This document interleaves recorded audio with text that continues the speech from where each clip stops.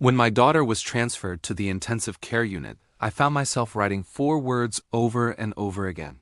She is in critical condition. It was a phrase I had to repeat to family, to friends, to anyone who asked.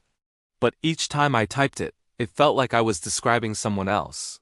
Some distant tragedy on the news. Not my little girl. Not the one who just a week ago was laughing at cartoons and asking for another bedtime story. The ICU is a world of its own. It's a symphony of beeps, whirs, and hushed, urgent voices. Every machine is a lifeline, and you learn their language quickly. The steady beep of the heart monitor becomes your comfort, the silence your greatest fear. The nurses, they are the unsung heroes in this world. They move with a quiet confidence that both reassures and terrifies you, because their calm means this is their normal. But for a parent, there is nothing normal about seeing your child connected to a web of tubes and wires. I remember sitting by her bedside, holding her tiny hand, a hand that was usually so warm and full of life, now cool and still. I traced the lines on her palm, trying to will my own strength into her. I talked to her for hours. I told her about my day, which was just a rotation of the hospital cafeteria, the waiting room, and her bedside. I read her favorite books, even though her eyes were closed. I sang the lullabies that used to put her to sleep, my voice cracking, praying she could hear me through the hum of the machines. In those moments, hope is a fragile, flickering candle in a hurricane. You guard it with everything you have. You look for any sign, any twitch of a finger, any flutter of an eyelid. A nurse once told me, talk to her. She can hear you, and I clung to that. It became my mission. My voice was the one thing I could give her, a thread connecting our world to hers. The guilt is a heavy blanket. You replay every moment leading up to this. What did I miss? Could I have done something differently? Was it that fall from the swings? That fever I thought was just a cold? Your mind becomes a courtroom where you are both the prosecutor and the defendant, and the verdict is always guilty. It's a cruel trick your brain plays on you when you're at your most vulnerable. But then something shifts. You see other parents in the waiting room, their faces etched with the same fear and exhaustion. You exchange a nod, a silent acknowledgement that says, I see you. I know.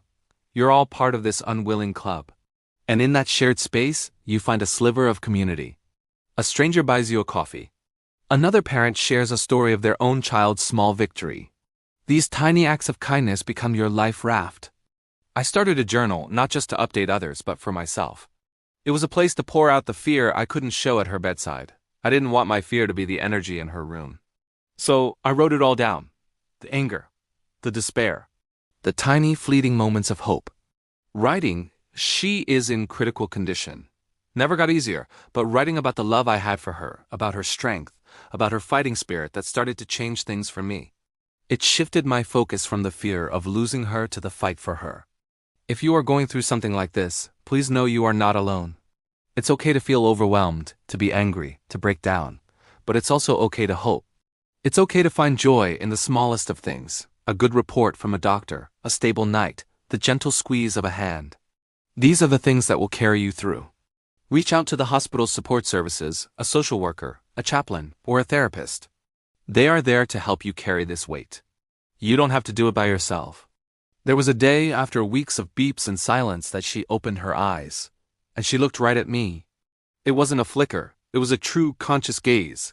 In that moment, the entire world stopped. The machines, the hushed voices, they all faded away. It was just us, and I knew. I knew she was coming back to me.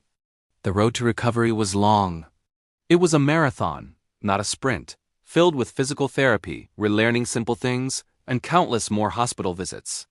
But every step was a miracle. Every word she relearned was a symphony. The phrase, she is in critical condition, was slowly replaced. First with she is stable, then she is recovering. And finally, the most beautiful words I have ever written. She is coming home. Watching her walk out of that hospital, a little weaker, a little different, but so incredibly alive, was the single greatest moment of my life. It redefined my understanding of strength, resilience, and love. My daughter is my hero. She fought a battle most adults would crumble under, and she did it with a quiet courage that still takes my breath away. This experience changed me forever. It taught me that life is incredibly precious and unbelievably fragile. It taught me that true strength isn't about never falling. It's about how you get back up. And it taught me that in the darkest of times, the light of human connection, of love, and of hope can and will see you through. If my story resonates with you, or if you know someone who might need to hear it, please share this video. And if you're comfortable, share your own stories of hope and resilience in the comments below. Let's create a community of support for each other. Thank you for listening. Please subscribe for more stories about navigating life's toughest challenges.